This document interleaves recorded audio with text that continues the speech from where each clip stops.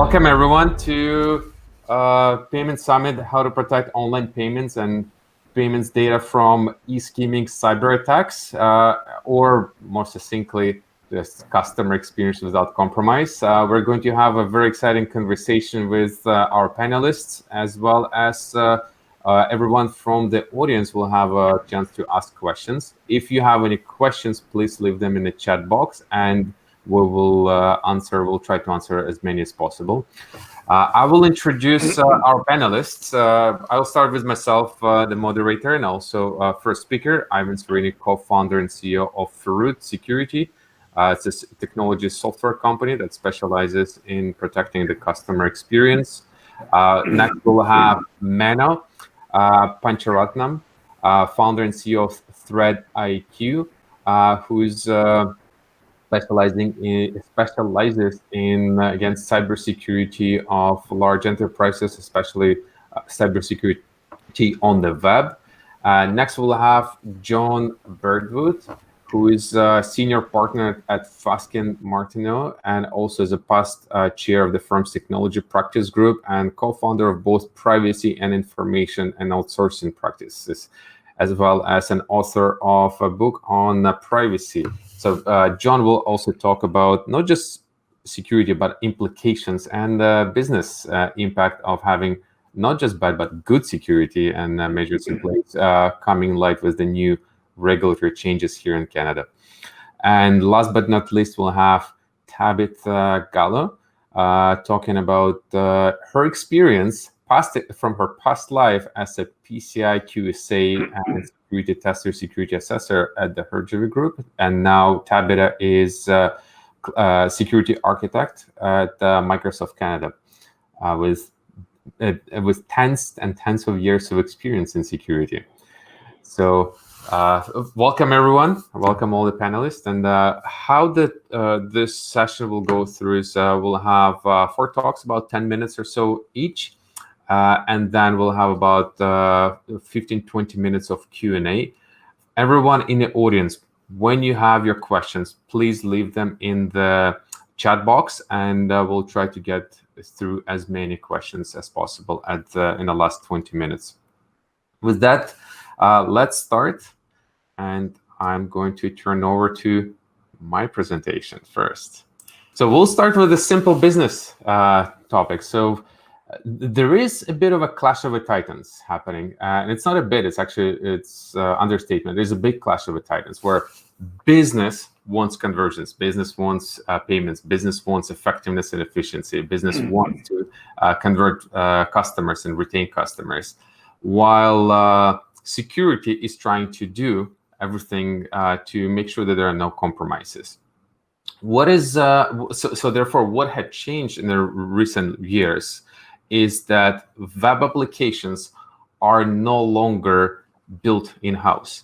They're primarily assembled from different components. So when you could be looking at a simple, elegant-looking website where maybe shoppers or customers are conducting some activities, and then they're expected to log in, maybe submit a credit card payment or other types of payments, and then collect so that the company collects the payment. What is happening is that those user journeys are now being assembled from various components. And what kind of components? Usually it's everything that is required to deliver good customer experience. That includes sign-up forms, support chatbots, forms, marketing forms, payment forms, and trackers, heat map tools, and everything else business wants to run to ensure that the customer experience is effective. It does what it's intended to do. It converts customers, and business can constantly iterate and improve it. So who is typically on the business side responsible for that? Usually it's marketing and product teams and various other departments. And what happens is when they they find a great new tool, they tell the product, use this, we need this, or they use tag managers, pixels, trackers, they embed them into the customer experience. And then when customers open up a browser and they simply want to log in and use this your web application, what happens is those tools are loaded directly by the browser, and they load hundreds of tiny little scripts from all over the world. And when those tiny scripts get infected with spyware, malware, or other kind of compromises, or open backdoors, they enable adversaries to steal that information directly from the user browsers, while companies are responsible for the issues that causes. So when you look, for example, at a simple payment form like this, you'll have form and email, some forms requesting emails, contact information, credit card data, and so on. But behind the scenes, there's lots of things that you don't see that are actually happening, that are actually running behind the scenes. And when those scripts that I mentioned get infected with keyloggers, spyware, malware, if you have heard in the news the SolarWinds type of attack or supply chain attacks, those scripts really take a lot of data out, siphoning it out, or beaming it out to sketchy places that you're not aware of. Just a step back to examples. So how many this kind of breaches or client-side compromises within the user experience have happened recently? Last year alone, there were more than 18,000 client-side breaches reported. Many of them, or most of them, actually are attributed to third-party dependencies, third-party tools, open source libraries, and so on, that are embedded into user experiences. Everyone or most people have heard about the British Airways compromise. It's becoming really expensive and costly, but there's also hundreds and hundreds more that have happened in the recent weeks. Recent month, maybe in the weeks. So why it happens is basically discrepancy between what business thinks they have and what is actually happening. Because user experiences now are highly, highly dynamic. A lot of things change on the fly. A lot of pages don't have static URLs anymore. There's something that is called conditional. That means that security testing analysts and security testers cannot actually test them unless they verify the entire user journey and everything that happens through the user journey. So in this case, it was just a really simple and a very typical example of a e-commerce store where a company had assumed they had 8 login pages, only one page collecting credit card information. In reality, they had many, many more because they're dynamic, they're not static, and lots of scripts are loaded into different pages. And if credit card information is collected there, then it can be and could be or is often compromised. Now, here's an example of view from above. How does it look? Actually, what's the difference between a static kind of old way of looking at the payment processing of within the customer experience to a dynamic? So here's an example. It's a typical e-commerce store where credit card information is collected. In reality, there's a static page, maybe where they're selling the gift cards, and there's a dynamic conditional user journey that is where credit card information is collected only after the shopper had found the item they want to purchase, added to the shopping basket, click next, click on the checkout, fill in all the forms, perhaps even log into the forms, and only then the credit card payment page pops up. And for almost every customer, that page has a different composition of scripts and tools because based on the profile of that customer. And that's where the compromise can be found or is found. In this case, it's a compromise where data was flowing to Belarus. And it's because the data is going directly from the browser, it's very hard to detect, but really important to find. And last but not least, in the next 60 seconds, what is required? What should you do? What should you don't do when you're considering securing the payment of throughout the online process and online customer experience? First of all, something called do have an accurate attack surface map and a threat model. Attack surface map, it's a fancy word to knowing what it is that you have and what can be exposed, what is exposed, and making sure that it is not exposed, especially to third-party dependencies, and what not to do. Do not rely on a quarterly or annual pen tests and security assessments. Do not rely on just assuming that if you're compliant, you're secure. And last but not least, do not believe that if you have encryption or application firewalls or similar tools that you're secure, because the customer user experience is its own universe. It has its own challenges that have not been adequately solved yet. And with that, I'm going to transition to our next speaker, Mano. And Mano will dive more deeper into this kind of issues and what to do about this. Mano, you're next. Thanks, Ivan, and that's a really good intro into what I'm about to talk about. But before we get into the type of attacks and how to prevent, interesting facts that's reported by Stats Canada since the COVID hit us. A lot of the retailers are going to e-commerce nowadays, as you've probably seen, simply because the consumer behavior has changed. You can see furnitures, home shopping, retailers, you get 191% hike increase in online shopping, or the retailers selling things online, next to general merchandise stores going online and taking their products to sell online. From a consumer behavior perspective, if I can jump to the next slide, this is what StatsCan's reporting since last March. And again, the first graph is showing a significant spike, mostly due to COVID lockdown. No choice, you cannot go to the store. But the consumer behavior is changing, that they are adapting to e-commerce. They are comfortable in buying things online. My wife, for example, wouldn't even know what Amazon was for a few years back. Now she's pretty much lives off Amazon.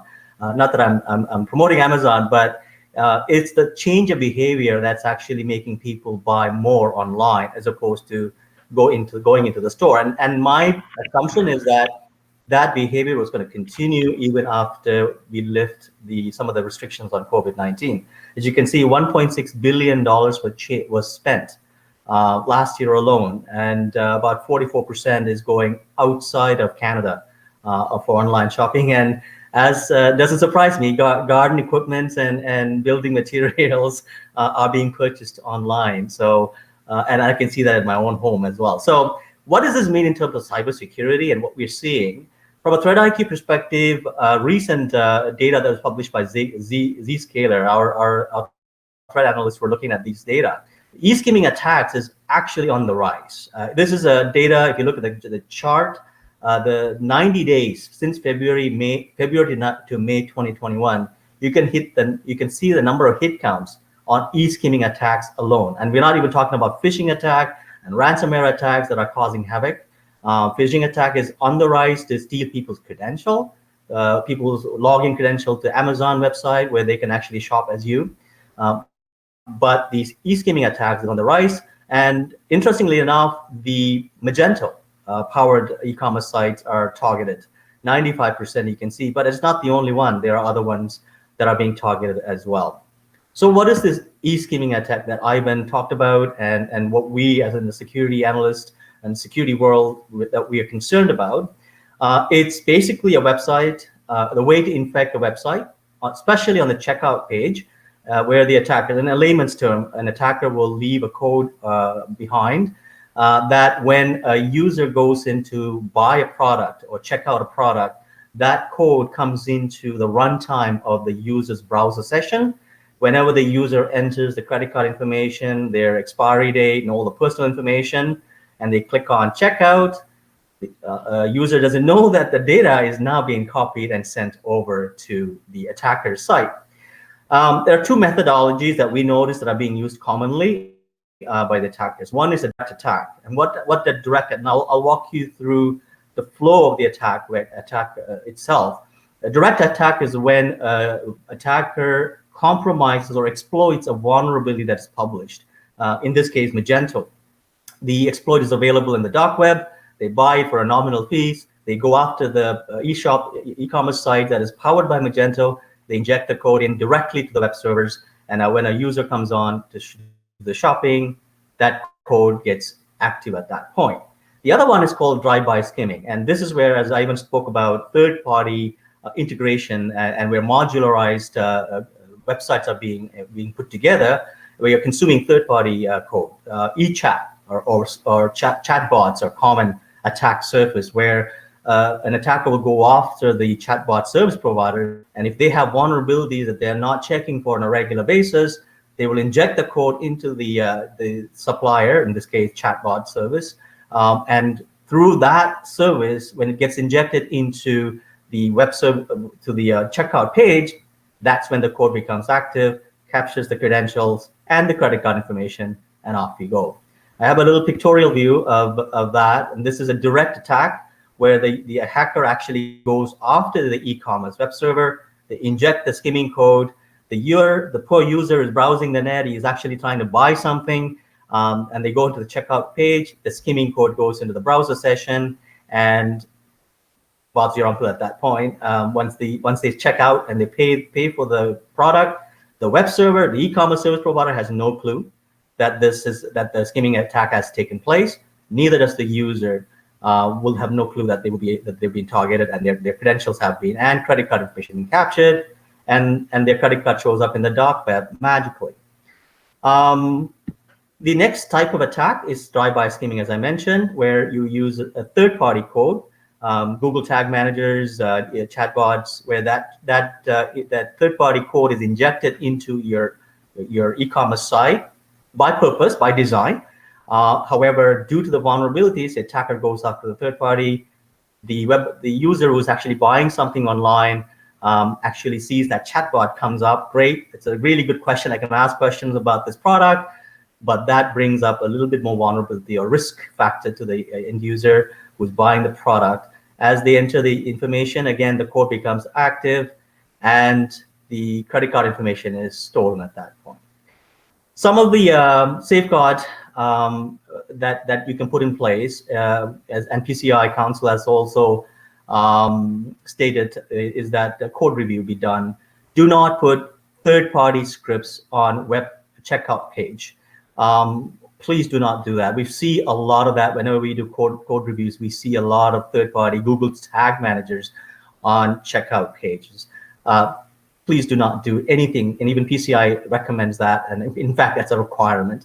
Do regular vulnerability scans. But I don't mean quarterly. I mean monthly, if not even more frequent than that. Identify your vulnerabilities, zero-day exploit that may come out, patch it, and patch it. I can't stress enough the importance of patching your sites on time. Make sure penetration testing in general do not include client-side testing. When you're looking for penetration testing, make sure your service provider is actually incorporating client-side testing using tools like Feroot, for example, that helps you identify the assets, the dynamic assets that are being loaded onto the user session, and what's being captured and where the data is going to. You can actually visualize it. But pen testing is a point in time, so it's ineffective if that code hides during the pen test. The pen tester is not going to pick it up. So having a regular monitoring services like the Feroot inspector and page guard, for example, have us configured, and we recommend that to all our clients, is set up sort of like an intrusion detection prevention system, but instead on the server side, but on the client side concept. And that will detect and automatically prevent skimming codes from showing up. Attackers are getting very sophisticated when it comes to the e-skimming attack. Recently, I know they're using JPEG files to store credit card files, and we are finding that being used commonly now. Only if the exploit is available and they're able to embed that JPEG file. So, Ivan, to conclude, we're seeing a significant uprise in the e-skimming attacks. There are solutions available. However, the understanding of e-skimming attack, what we see on the consulting side is not well understood. So information sessions like these are very useful, and I hope people do take it to heart that e-skimming attacks is real. Thank you, Ivan. Thank you, Mano. and very interesting, especially from your experience with a hands-on experience working on it daily with your team and your analysts and many customers. And I'm looking forward to hearing John's point of view on legal implications and kind of business consequences on that side. So, John, you're next. So I've entitled my presentation with a rather dramatic title, Winter is Coming, Security Safeguards in the Proposed Consumer Privacy Protection Act. Those Game of Thrones fans will recognize that phrase, of course. The reason I'm being somewhat melodramatic is because there has been a dramatic shift in the regulatory penalties for not having security safeguards. So in short, just to sort of illustrate the theme before we get into the presentation, we have security safeguard requirements under the current federal privacy legislation, which is PIPEDA. But there wasn't much of a penalty if you breached those. The list of offenses that were under PIPEDA were limited to fairly egregious behavior, none of which had to do with security. Also, there were no what we call administrative monetary penalties, nor penalties that were set up in the statute which would levy fines. However, we now have the Consumer Privacy Protection Act, which is churning through the legislative process right now, which is going to replace PIPEDA, and the stakes are going to be dramatically higher because now we're talking about specifically breaches of the act which generate AMPs, the administrative monetary penalties, and could also generate fines between $10 and $25 million. Or, and these will sound familiar to GDPR folks, or 3% of your gross revenue from the previous year, or up to 5% of your gross revenue for the previous year. So that has significantly changed the stakes from a security safeguards point of view, and that's what I want to briefly talk about. So, brief introduction. I want to talk about what's the same between PIPEDA and the new CPPA. Then I want to highlight what's different, and then I want to focus on the AMPs and fines for breaching these security safeguards. So, for those of you who don't already know, so last fall, the Federal Minister of Innovation, Science and Industry introduced Bill C-11, which is an extremely long name, but for all intents and purposes, we're now calling it the Consumer Privacy Protection Act, or CPPA. Now, before it was introduced, there was a concern it was basically going to be a made in Canada version of the GDPR. It isn't. It has taken some very similar approaches with respect to financially enormous penalties. And it does grant new rights to individuals, the right of data portability, so I can shift my personal information from Rogers to TELUS if I want to, and they have to facilitate. And effectively, the right to be deleted or to be forgotten if I want my personal information pulled. But otherwise, when you look at CPPA, it's largely PIPEDA Redux. It's a sort of a PIPEDA 2.0. But for the purpose of this presentation, I'm just going to focus on how security safeguards are addressed in the CPPA. Okay, so what's the same? So between the existing PIPEDA and the incoming CPPA, the standards with respect to setting security safeguards have changed. So effectively, as you can see, an organization has to protect PI through physical, organizational, and technological security safeguards. The level of those safeguards has to be proportionate to the sensitivity of information. So if you're protecting financial information, as per this conference, or if you're protecting health information, then these have to be a higher level of security. In order to determine, another factor to determine in order to figure out what level of security safeguards you should have is how much information you have, so the quantity, how it's distributed, what format it's held in, and methods of storage. And of course, this is self-explanatory. The purpose of these safeguards is to stop unauthorized loss, theft, access, etc. So that's what it said in the existing PIPEDA. So this has been the subject of some criticism for those organizations that are seeking to comply, because especially with the security experts around the table, that doesn't say anything. And the reason why it doesn't go into detail is because the drafters of the legislation didn't want to make a technology pick. They want to set out certain levels of encryption, certain levels of specific security, because they're afraid, within 12 months, within 6 months, it would be out of date. So as a result, it's a very amorphous standard. But the problem that causes for organizations is that when I'm setting up security safeguards for my organization, I can't sort of go through the act and, okay, I've done it, because the standards are so high level. As a result, when we have commissioner's reports would go into more detail with respect to security safeguards. They're tremendously important. And one of the most significant of the past several years was when the Canadian Privacy Commissioner federally report with the Australian Commissioner on the Ashley Madison breach, which some of you may remember from a few years ago. If you're interested in what key standards emerged from that report, which is provides real insight in terms of what commissioners are thinking about in terms of minimum standards. I've actually done a detailed article on it about what reasonable, appropriate privacy safeguards look like post Ashley Madison. If anybody's interested, to be happy to send it to you, but I would commend you to take a look at the decision. It's tremendously important in terms of understanding where the Privacy Commissioner is on security standards. So that's establishing security safeguards. As I said, fairly amorphous. The second thing that PIPEDA does, again, the existing legislation, is it requires that in the case of a breach of security safeguards which passes a certain test, you have to both report to the Privacy Commissioner the fact that it's in privacy breach, and you have to notify the individual as well. So both of those things, and it's the same test. In some jurisdictions, a different test. Here, it's the same test. So what's a breach of security safeguards? Fairly self-explanatory. Any unauthorized access to or loss of PI because breach of or failure to establish security safeguards. Now, what's this test I've been talking about?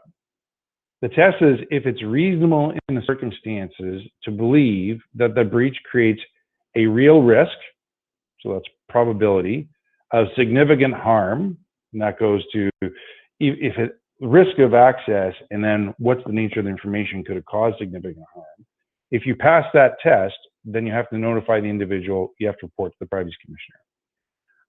PIPEDA and CPPA say that the relevant factors in terms of assessing risk are the sensitivity of the personal information, was it financial information, and the probability that it's been, has been, is being, or will be misused. So in some circumstances, as you know, it's difficult to tell whether the information was actually accessed or not. So there may be a vulnerability which the organization is aware of, but they can't actually track after doing forensics whether the personal information was actually lost or not. So that's how you assess risk in connection with that test. Then how do you assess harm? Well, the harm as it's defined in both PIPEDA and CPPA is a very long list. Bodily harm, humiliation, damage to reputation, loss of employment, business opportunities, financial loss, identity theft, obviously, et cetera, et cetera, et cetera.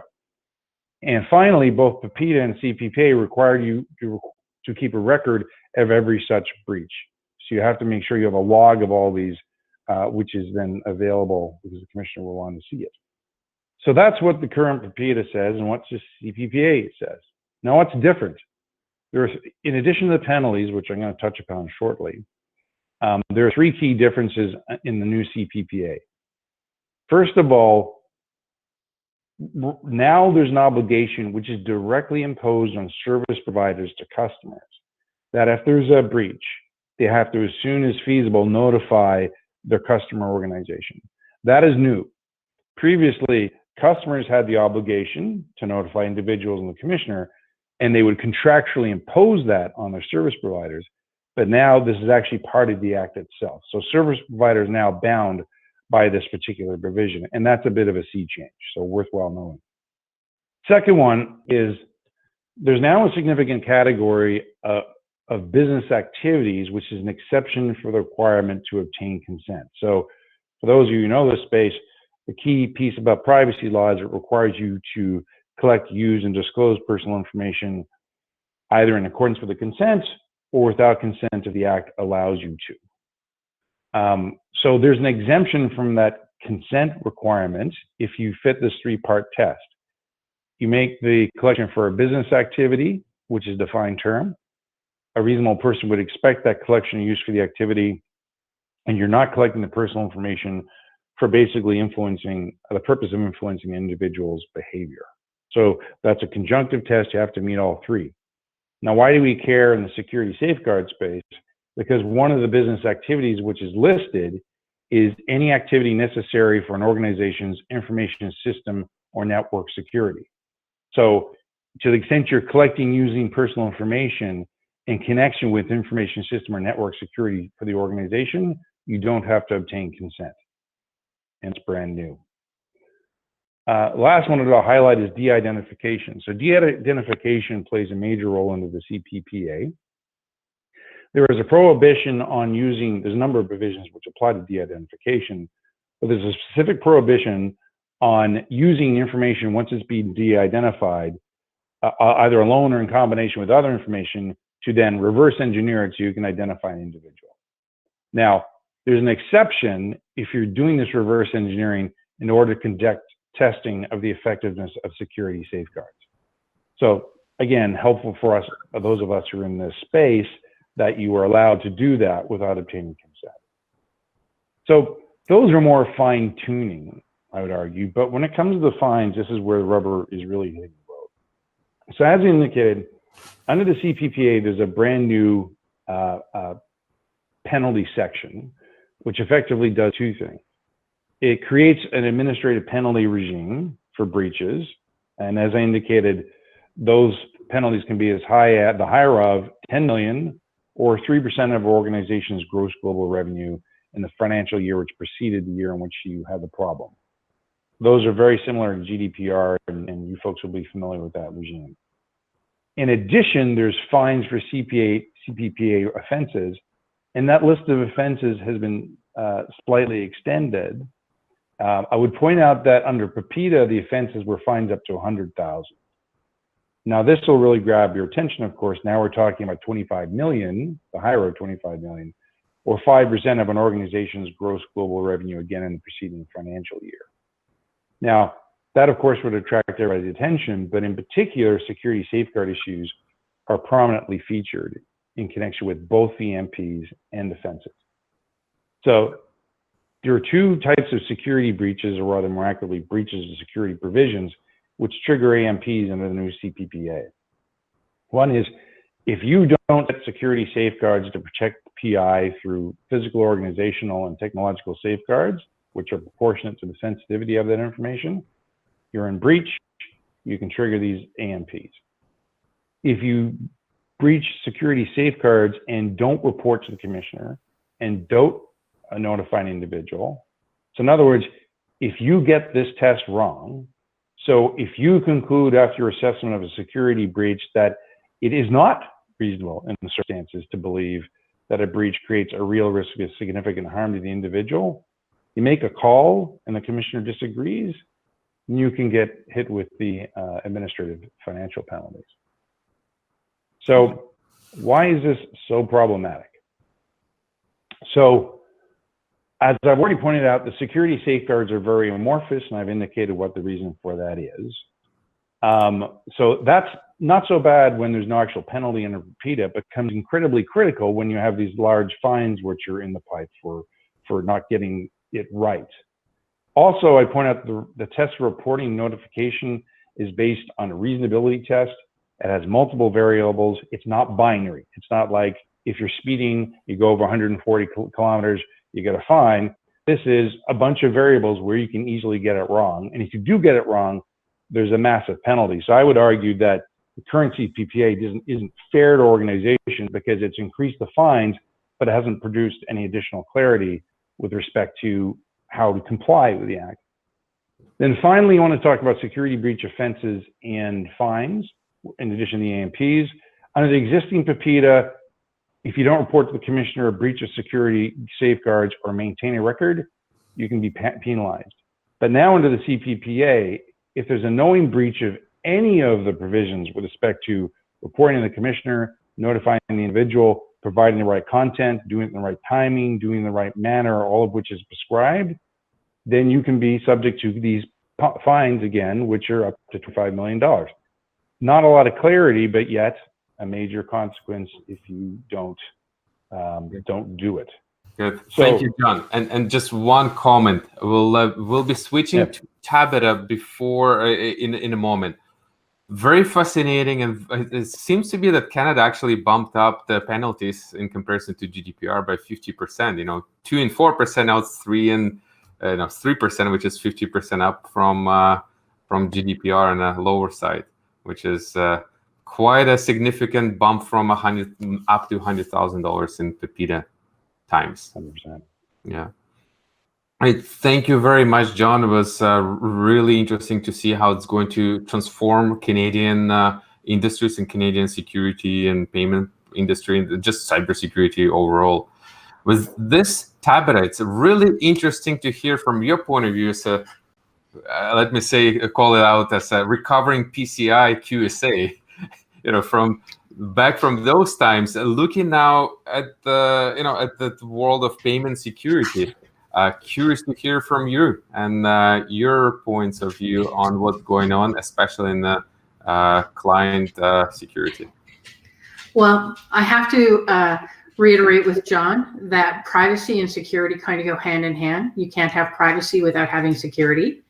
And as a privacy and security professional as well, I am, having done GDPR and CCPA in the US, I will honestly tell you that payments, PCI data is PII, is personal data, and reflects the requirements of the data subject. So across the board, we have to remember that compliance and security, it has to be ingrained from the beginning to the end. So I'm going to talk a little bit about this, and I'm going to also tell you that I have an assessor's journey. I am still officially a QSA, but moving to Microsoft, I'm giving up that assessor role, and I'm moving to a cloud architecture security position. And there's a little bit of a reason for that. And I'm going to talk about that in the following few slides that ties together everybody's statements. So I'm moving from a PCI QSA role. And the reason why I'm doing this, because there's a common approach, and this is very simplified. And by the way, go to the PCI DSS site or the PCI Security Council site, and you'll get the more details around this. But the approach when you're looking or assessing how a client or a merchant or a service provider is actually supporting their payment processes, one of the things you have to know is you always start with the scoping. You always review and the management payment scoping determination. You look at the people, processes, and technology. You look at, did you select the right SAQ if you're doing a self-assessment? Because there's a whole variety that depends on how you're doing something. And then, are you using the right rock? There's two versions. One's for a merchant and one is for a service provider. I can't tell you how many times I've gone to a service provider who's done a merchant and going, well, you're missing all of these controls. So when we start talking about scoping, you go from scoping and then you go, okay, as a QSA, I'm going to validate your control design, the designs of the controls to meet the requirements, your implementation, making sure you have the supporting evidence. Oh, by the way, this means for the entire year. And then I'm going to identify gaps. I'm going to work with you to see, when are you going to get the gaps done so I can come back and retest those areas. And then I'm going to complete the documentation, the SAQ, and the ROC. But guess what? I can almost tell you for the first part of all of my assessments, we start off with the scope, and it is wrong. The management hasn't done their scope review. They haven't kept it up to date. They say, well, isn't that your job? And it's like, no, my job is to make sure that you've done your job and that you've documented it. And this is where I get into what I would call go-arounds with management. And they're saying, well, you're asking a lot of time from me. And I'm like, no, this is something you need to manage all on your own, and you need to present it to us. I'm going to go and I'm going to look at what you as a business do. I'm going to go, oh, do you have any websites? Well, if you tell me that everything you're doing is retail, then why do you have an e-commerce site? Well, guess what? That's in scope. So I'm going to have those conversations. When somebody says, oh, but I've outsourced that, that's not mine. I said, that's not how it works. So these are conversations that we have. And as QSAs, we end up getting into heavy discussions with management on this, and they're not happy with us. And we have to come back and say, but this is what the requirement is. Your scope is wrong. You need to redo. So let's just say we got the scope semi-right and we're going through and we do it, but we've identified gaps. When we get to the gap component, if some of those gaps are what I'd call critical gaps. If you haven't done your ASV scans that you must do every quarter, and I'm coming to the end of the year and you don't have 4 of them, there's no catch up for that. You're out of compliance. You need to have 4 for the year. So there's no way I can fix that for you. Okay. Now, unless it's your first year, then you only need 1 passing scan. But those are kinds of the things that we need to do. And when we get stuck, this becomes a dynamic conversation, a painful conversation. Sometimes merchants, service providers want to go shop for assessors who don't actually push for following the requirements. So these are, kind of where you are as a QSA. It's a painful and sometimes distressing conversation from a QSA's perspective. When we get to the next part, like I said, number 1 is scoping. So I'm going to ask you to focus on scoping, not once a year, not asking your QSA to do it. You need to focus on scoping all of the time. You need to know where all your payment processes are being performed. I've worked with large organizations, hospitals, universities, campuses, large multinationals, where they have shops. They have their trade people at trade shows who sell T-shirts. They have cafeterias, or used to have cafeterias before COVID, where they would accept payments from all sorts of things. And each one of these groups did it on their own without any governance or oversight. And that created, across the board, completely different environments where the scope was never right. So once that gets handled, once you get that all in there, and once you start looking at things, am I using a voice over IP telephony system to take credit cards if I have a problems or troubleshoot, or if I have a call center? Well, guess what? That telephony system, that's in scope. And if that same telephony system is being used by your entire organization, well, now you've brought your entire organization into scope. So you need to understand those types of things. When we get to the remediation and somebody says, I'm going to put a quick fix in, which could be compliant. The problem is many of those quick fixes, they are not maintainable. They're not sustainable over a period of time. So you have to rethink them and redesign it. Anytime you are connected from a people, a process, or a technology to that payment process, so this is where your third parties come in, anytime you're connected, that also affects your scope. So any connected system, your mail system, your telephony systems, the third parties where you have widgets and email tags and other things, chat spots, all of those are now in scope. And from a PCI DSS perspective, all your third-party vendors either must be PCI DSS compliant and be a service provider under PCI DSS. Usually on the Visa website, you're going to go and take a look as to whether they're compliant, or they have to be incorporated in your testing. Very few service providers are going to let you go look and test their controls, their security, their AWS environments. They have multiple other customers. They just don't want you in there. So when you start talking about third parties, you need to document all of them. If you say, but I've outsourced, well, no, you cannot outsource your responsibility and your accountability. We're going to go back to John's statement. Hey, listen, in that new law that they're proposing, you are accountable for the selection of your service providers and ensuring that your service providers have due diligence. And failure to do that doesn't necessarily strictly lie on the service provider. It also lies on you. So you need to incorporate those components into your environment, into your due diligence, into your selection. Now I'm going to go back to where Ivan and Mano were talking about websites and the inclusion of those third-party applications. trackers, Google Tag Manager, Google Analytics, and I'm not picking on them specifically because Adobe and all of the other tag managers are just as problematic.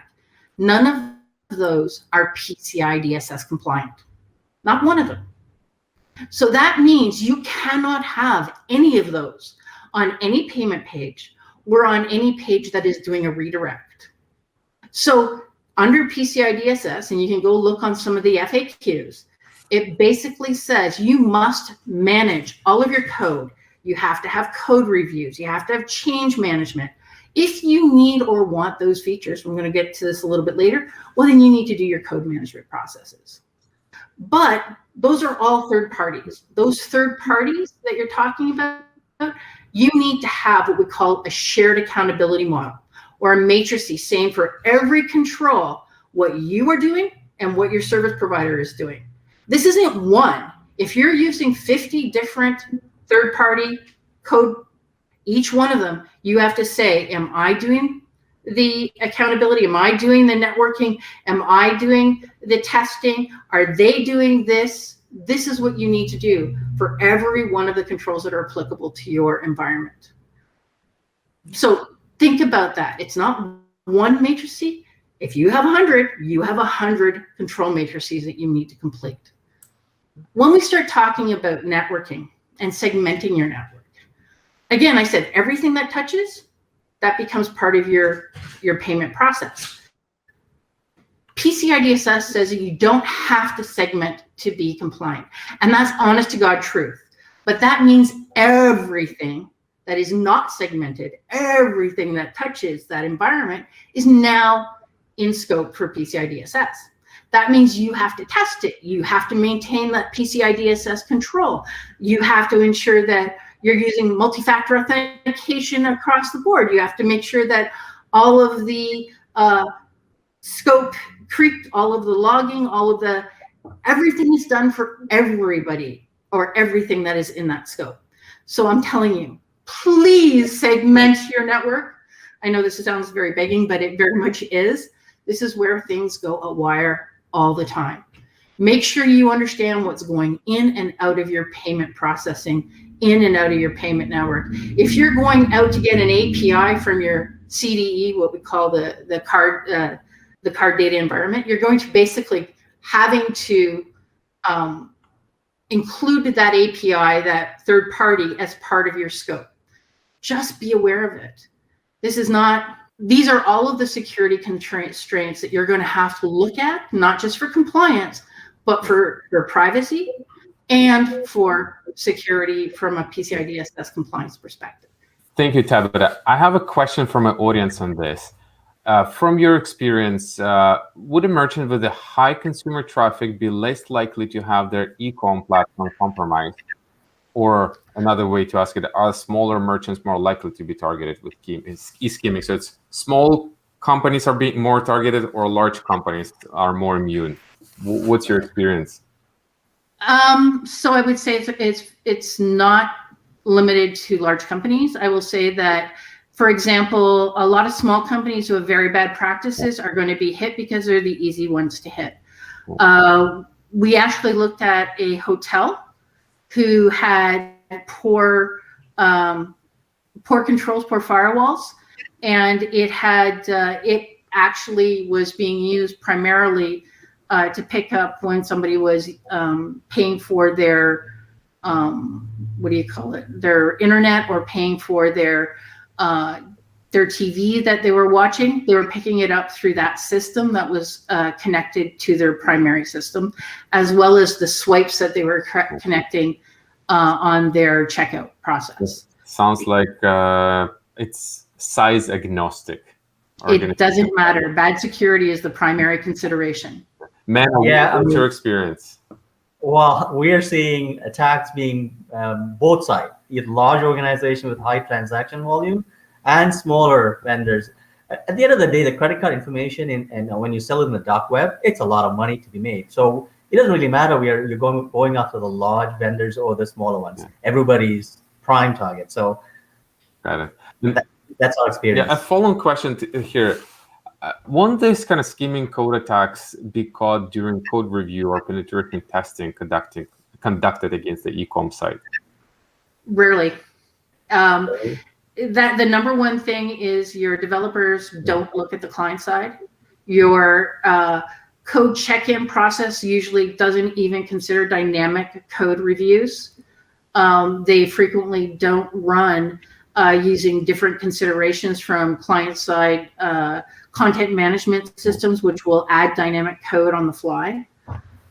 So no, none of this is really caught. The only things that tend to get caught are where you would have credential caching, some OWASP, but I got to tell you, most of the developers I've worked with don't even understand the OWASP top 10 and aren't trained sufficiently on it. Interesting. Mano, what's your thoughts on this being missed or So, Tabitha touched upon the code review side, which is very well covered. I will talk about the pen testing side, where a lot of the misunderstood is like, when a pen testing is done, we don't do, unless you ask, we don't do client side. We do not look at the synthetic transaction and see how many dynamic pages or assets are being loaded into a user's memory.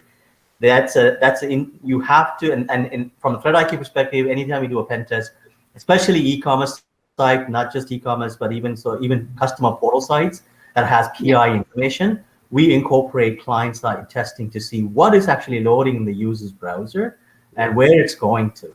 So that's you. When you ask for pen test, please do ask for the client-side testing to be in scope. Yeah, and that's great. So John, actually a question to you. What's the implication to organizations if they miss this, if they don't do it, if they don't, for example, review, like Mano said, client side of their web surface? What's the implication in the new regulatory regime? So I think I take note of the fact that breach of security safeguards isn't just a breach of those safeguards which you have, but also a failure to put the security safeguards in place. So I think that sort of answers it from a CPPA point of view. I did want to make this point because I think it's incredibly important. I've been doing this for a long time, and we recently had a deal die, and deals rarely die because the business people are motivated to get the deal done. It died entirely based on cybersecurity privacy issues. There was an unwillingness of the vendor to share information about privacy breaches. They didn't seem to understand the jurisdictional requirements in Canada. And I'll point this out because I think this is incredibly important as well. We did some searching about this particular vendor online as we were getting this sort of pushback on what to us seemed to be very important and simple. You know, if there's a privacy breach with their information, you're going to let us know. You're going to give us sufficient details so we can fulfill our regulatory obligations to notify, et cetera. And as a result of pushback, we started Googling them, and it turned out they'd had 3 privacy breaches that were well publicized in the past 18 months. Yeah. So, and what was shocking to me, because I want to emphasize this, is that the vendor didn't have a story, right? Because the vendor needs, look, everybody has privacy breaches / security breaches, but the vendor needs to be prepared and say, this happened because of this. We had a vulnerability here. We solved it. We're comfortable it's not going to happen again, et cetera. So now we comply with these standards. The vendor had no story and lost the deal. So in terms of implications from a business perspective, you lose deals. You won't get the customer to actually sign up with you because they don't have the confidence you understand what you're doing in this space. So it sounds like connecting the thread here is knowing the scope, like Tabitha mentioned. Like Mano said, always know that scope and do it regularly. And wrap it up with John's point is because it has business consequences. It's yes, it is negative consequences, but if you do everything right, the business will flourish. And let's end at this message. Thank you, everyone, for joining this session. It was our pleasure to share the knowledge and experiences from everyone. Tabitha, Mano, and John, thank you very much.